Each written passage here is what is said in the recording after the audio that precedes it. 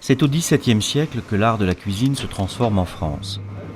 De nouveaux goûts et produits apparaissent venus d'ailleurs ou de nos jardins.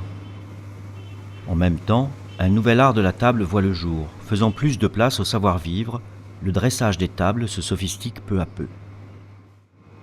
On ne parle de récipients à potage qu'à partir de l'apparition du service à la française, nouvelle organisation du repas qui permet aux convives de choisir parmi différents mets, servis tous en même temps, façon buffet.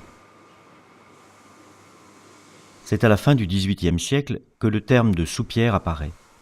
Elle est souvent munie de pieds et présentée sur un plateau. À cette époque aussi, la vaisselle métallique est remplacée par la porcelaine de Chine, la faïence et la céramique.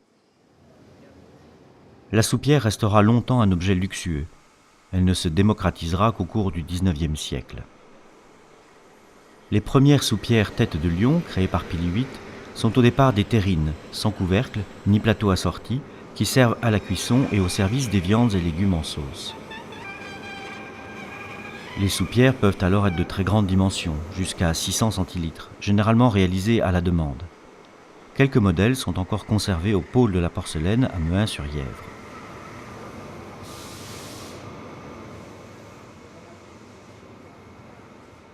Aujourd'hui, Pie VIII propose de nombreuses tailles, de la plus petite à usage individuel contenant 10 centilitres à la plus grande de 315 centilitres. Ces soupières, réalisées en petite série, expriment tout le savoir-faire traditionnel de Pie VIII. Destinée à des usages très variés, la soupière est utilisée pour des plats liquides, chauds ou froids, mais aussi pour sa forme originale et sympathique, en compotier, fruitier, coupelle, centre de table, etc.